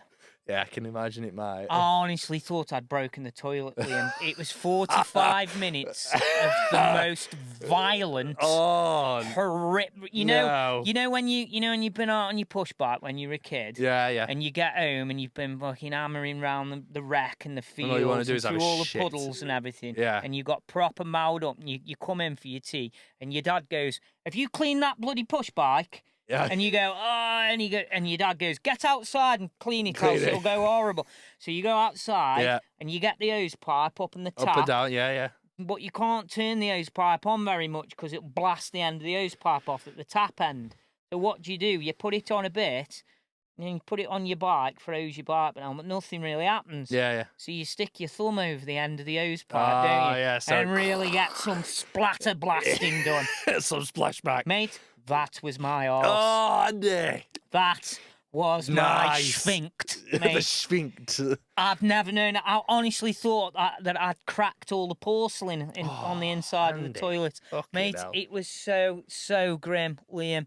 Honestly. But in a weird way, I wasn't in particular pain, but it was 45 minutes. And then I'd go, I'd take a breath. No, and it just fucking started again, mate. It just went on and on and on and on. Anyway, the reason I bring it up is I thought of a great Graham poll for everyone, right? This is as serious as the other Graham we're going to have for today is about Donald Trump.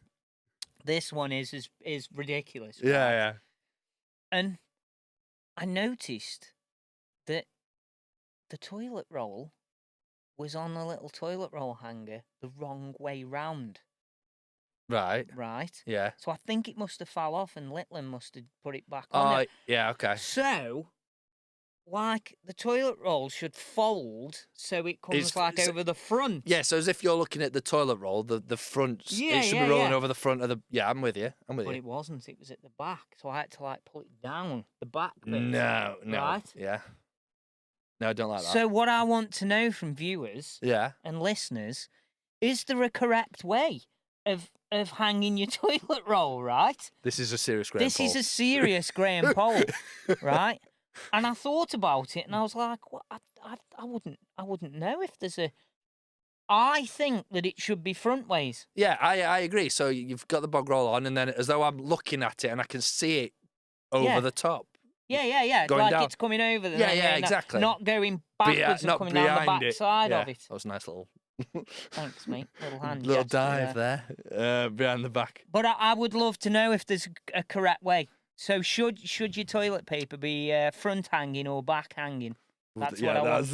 And the options are front hanging or back hanging. And back hanging. Yeah, I'm a front hanging kind of guy.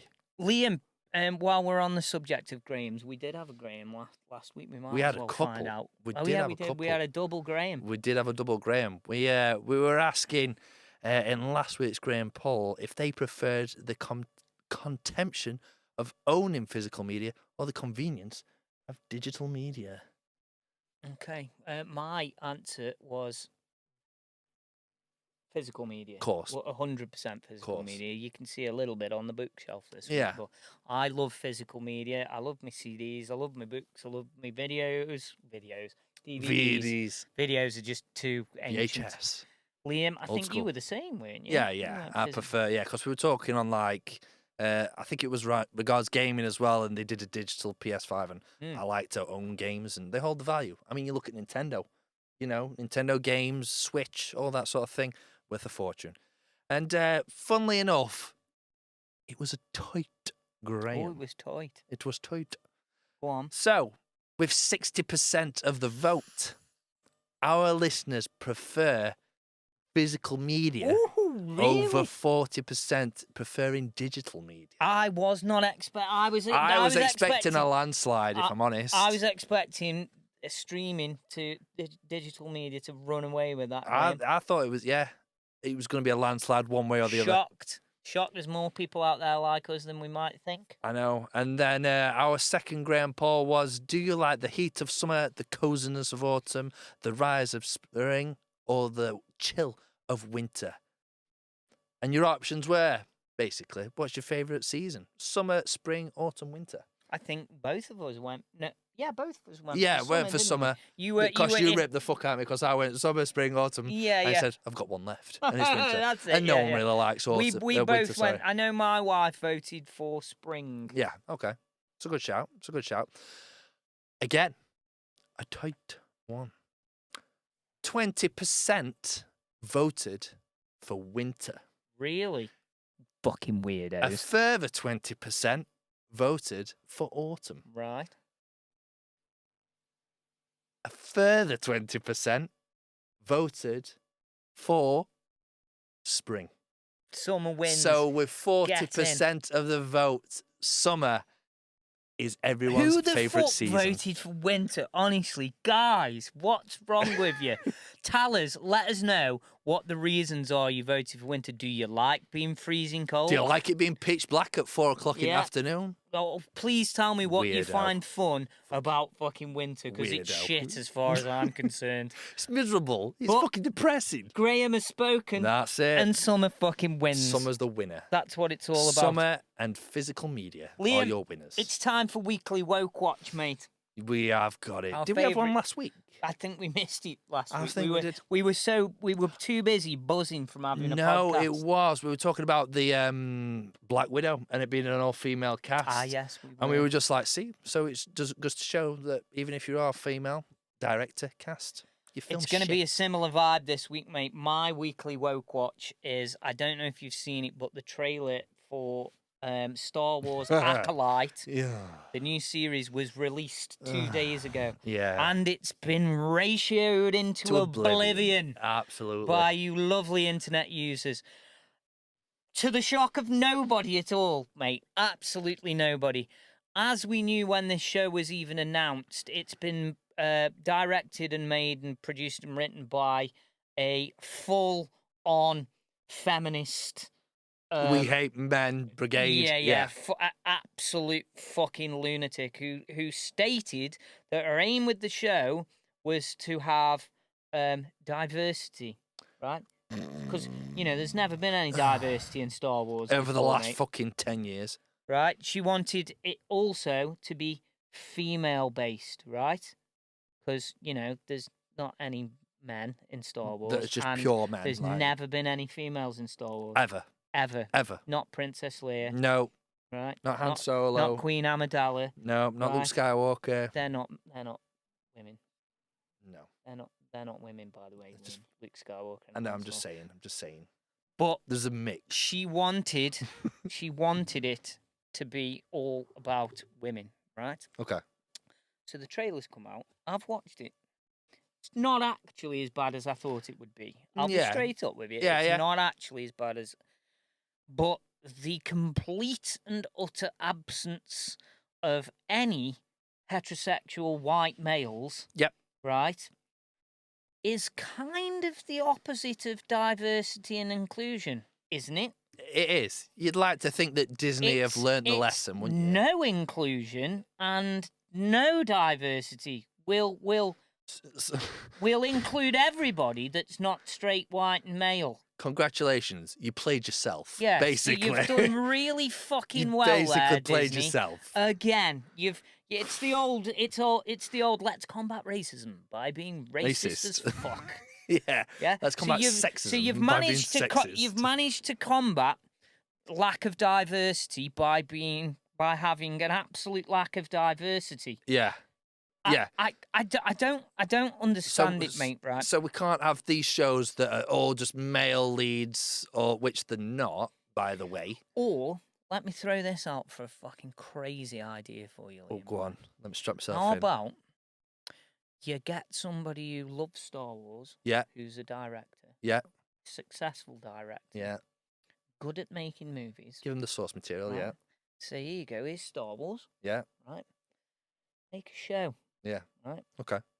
And what you could perhaps do is you could hold the interviews, right, with the potential candidates for different roles, whether that's behind the camera, whether that's in front of the camera, whatever.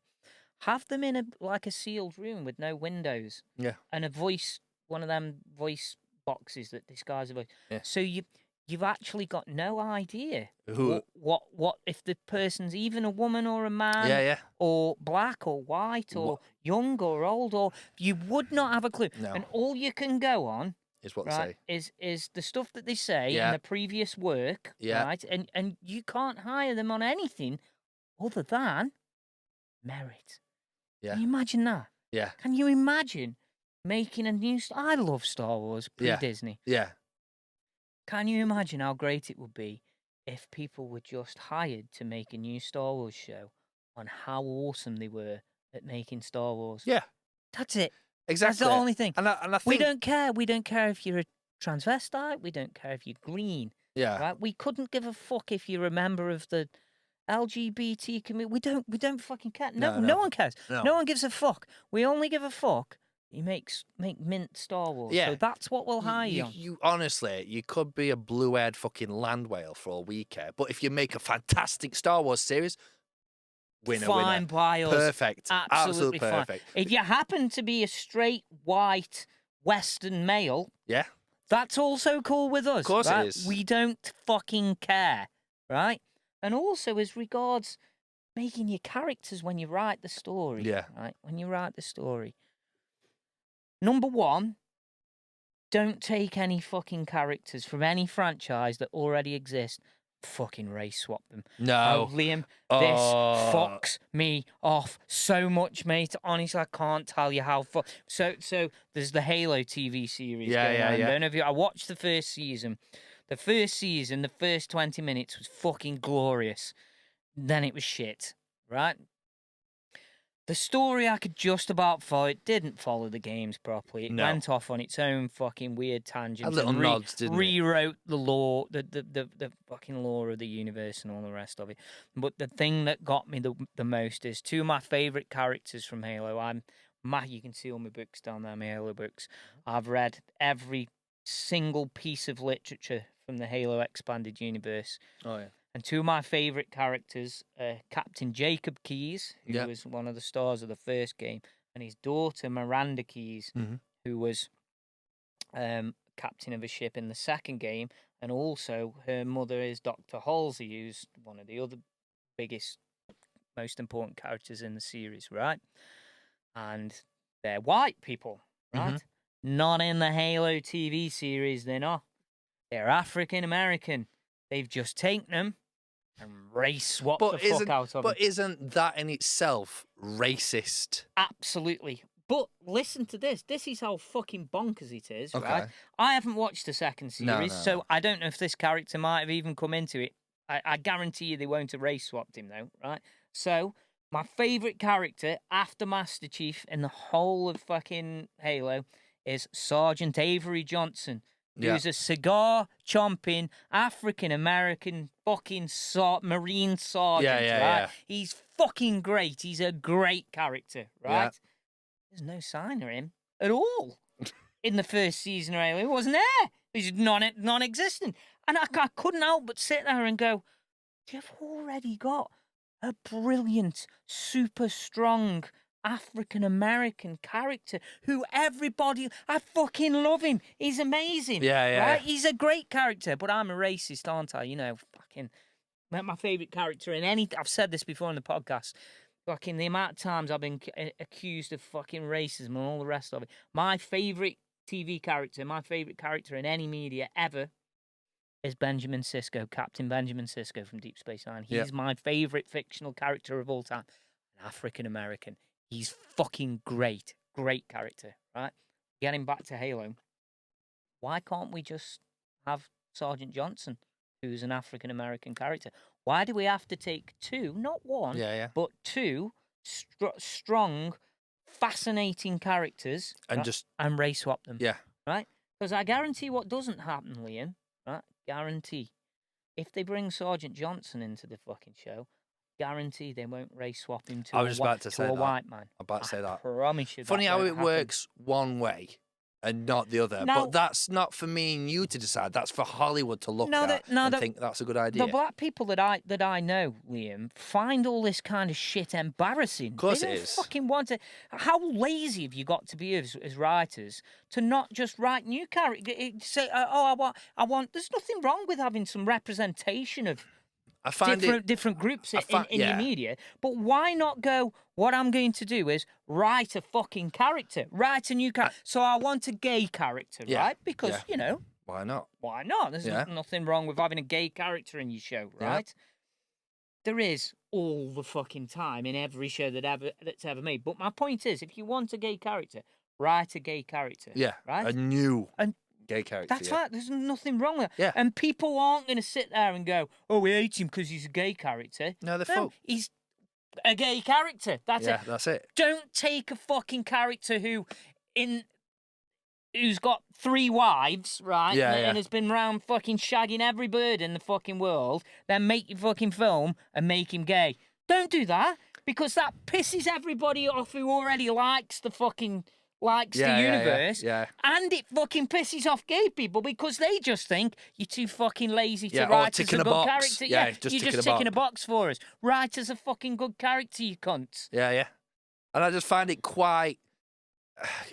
what's the word? Patronising. It is because it's very much. Oh well, we've added a black character because we think that's the right thing to do. Imagine being in a room and someone saying that to you. We've made this for modern audiences. Yeah, we've given you this job because you're black and we want to tick all the boxes. Or you're gay and we want to include you in this. Think about how disrespectful is that? In modern Hollywood or modern film or whatever it is, in modern life, in any job in any industry, right?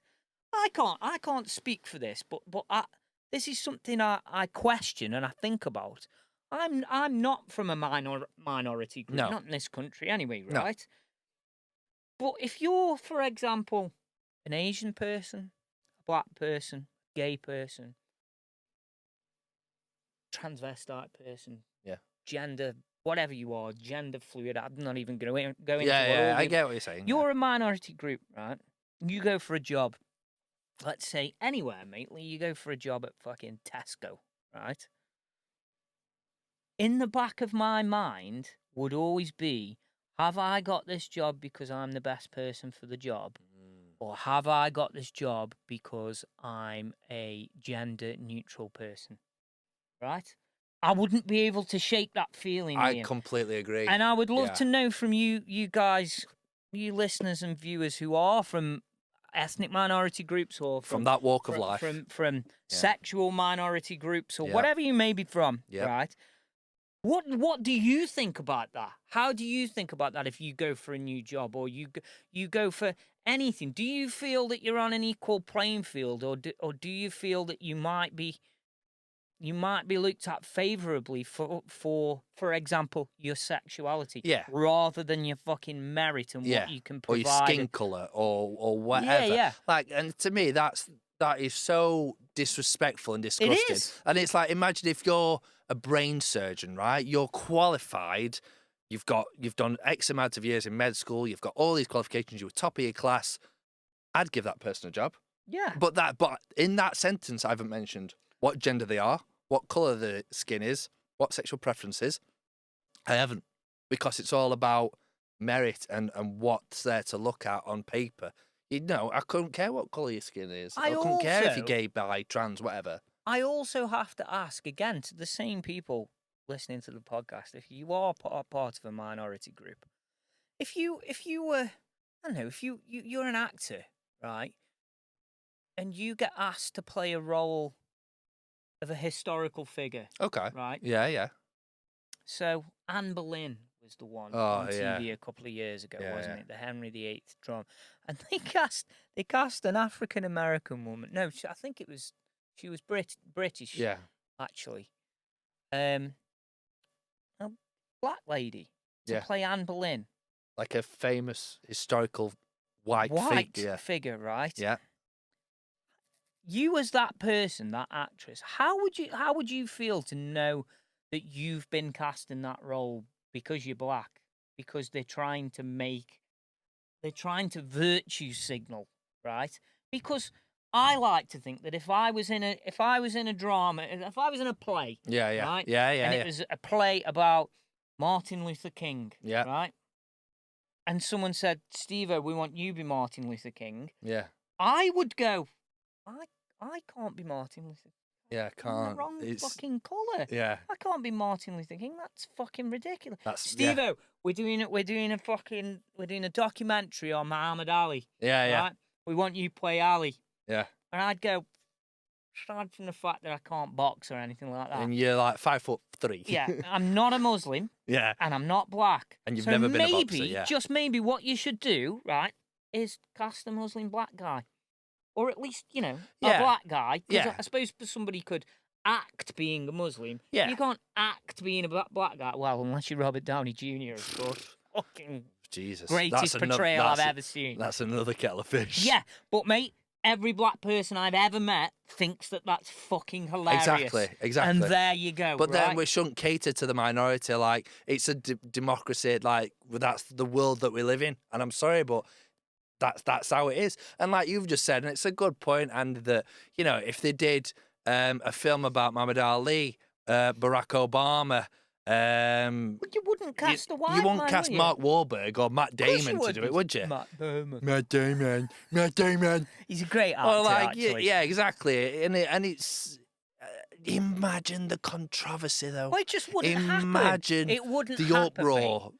It simply wouldn't happen. But for some reason, you can race swap white people. It's like Bob Marley. I don't get it. Right, there's just been a film about Bob Marley. We ain't got a little white youth from Peckham. Yeah, in fucking London, and putting some dreads in and slap a guitar and you go, Bob Marley, that is. Like, fuck off. Fuck, there'd be riots. Yeah, fucking riots in the street. And playing Bob Marley, it's Ed Sheeran. Like, it couldn't be any further from what's historically accurate. Jimi Hendrix. Let's have fucking, I don't know, Richard Hammond. Play him. You know what I mean? Richard Hammond. Where did that one come from? No, but you know what I mean? It's so bizarre, but people, like, I don't know, man. I just think it's fucking ridiculous.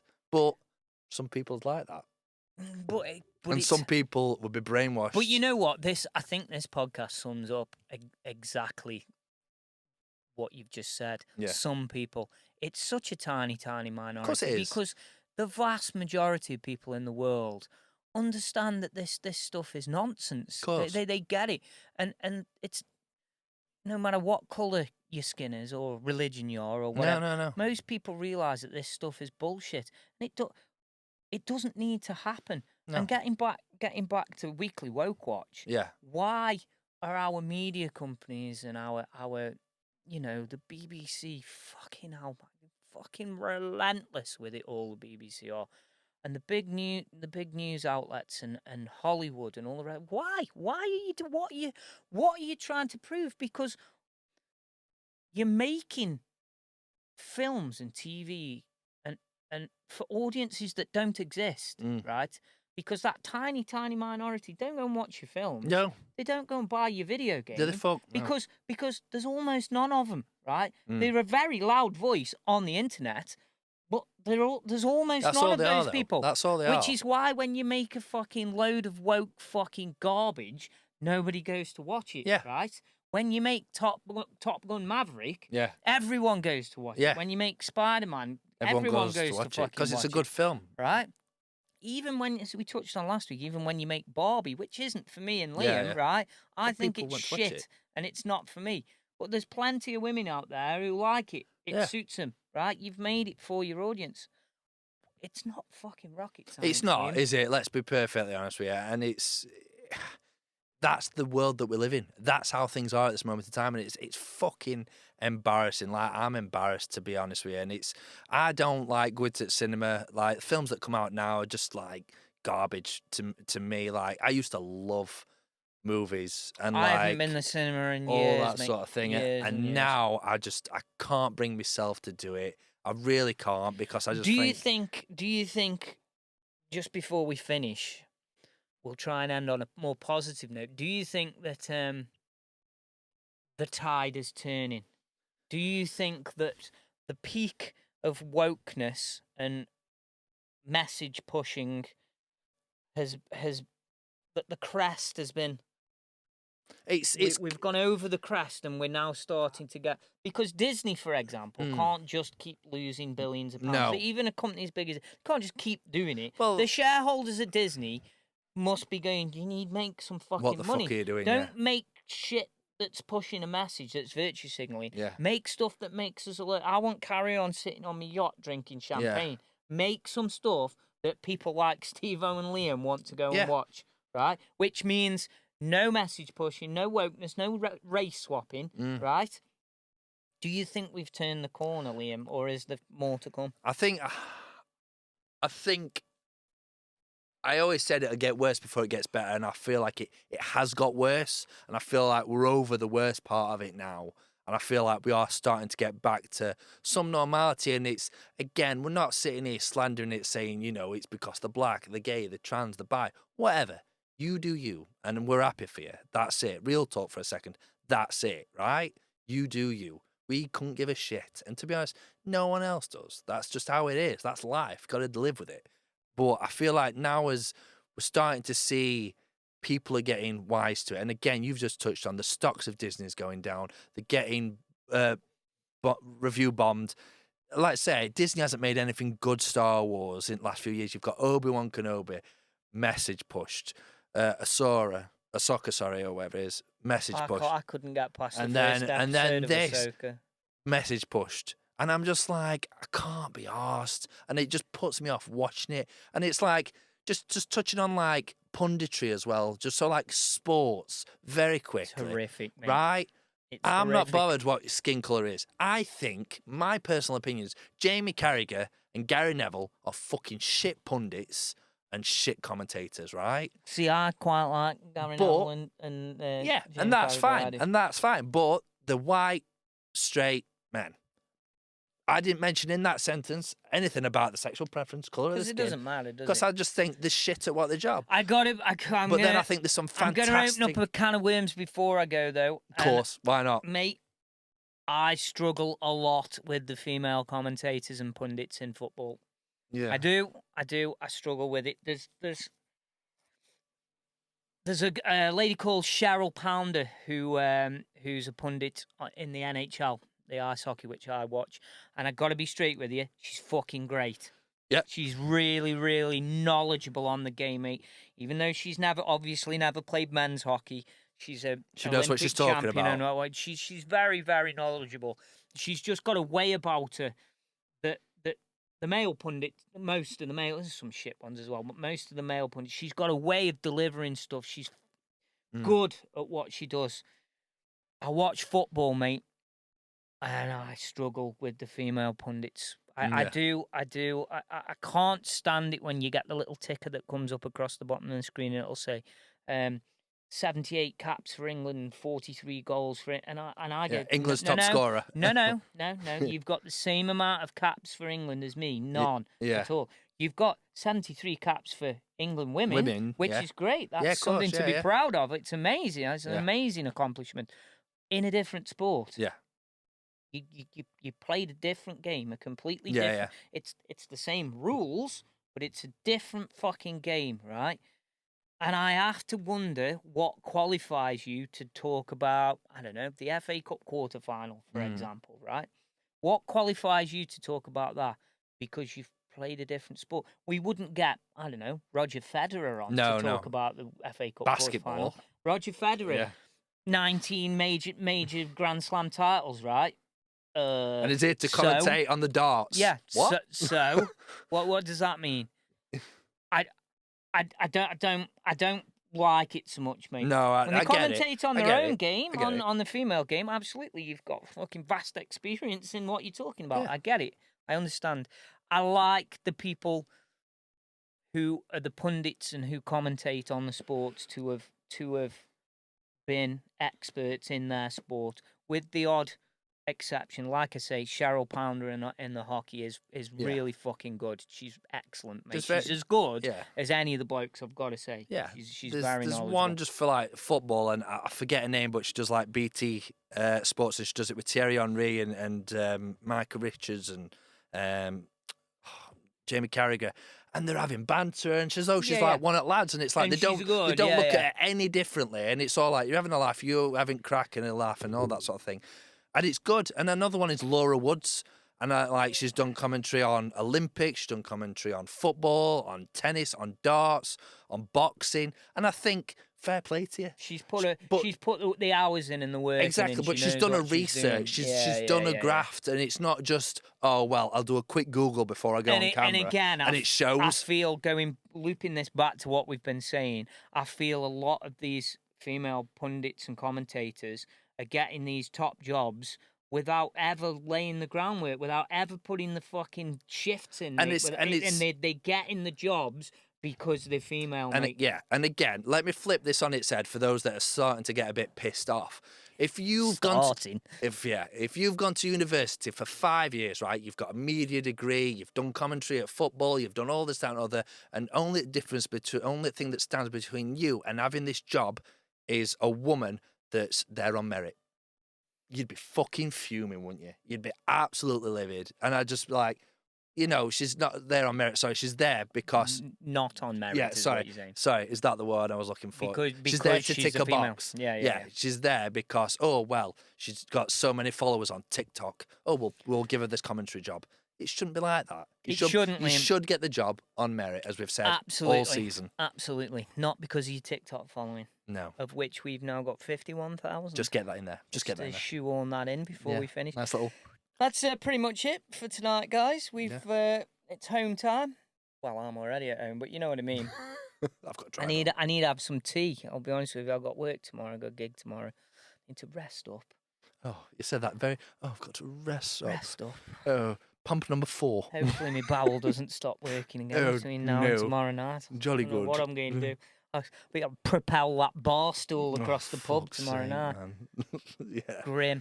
So this has been the Anger Management Podcast Season 3, Episode 6, our finale. I know. Finished. We're not going to hang around. We're going to come straight back with Season 3. In just a couple of season 4.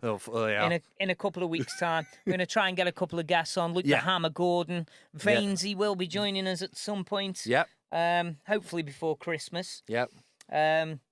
Fingers crossed. I don't think we're going to have any music on. It just became too much of a fucking pain in the arse. Well, I was going to say, I think we've got a few special guests lined up. I think we were going to do a medical special, weren't we? Medical special with Rob, yeah. We'll see what we can dig out. Conjure up. See what we can conjure up. But that's about it from us for Season 3, guys. Thank you for taking this journey with us. Yeah, and thank you for staying on this journey with us. Any comments that you've got, please let us know at Facebook, Instagram, and on TikTok, at Anger Management Studio. Throw me off guard there, Andy. You can find us on Twitter at Anger Manage Pod. Yeah, again, we just want to relay what Andy's just said. Thank you very much for all your support this season. And if you're a long-time listener, extra thank you for all your support from start to where we are now. It's been a journey. Absolutely. Stay safe, everyone. Yeah. Enjoy your weekend. We'll see you soon. See you later.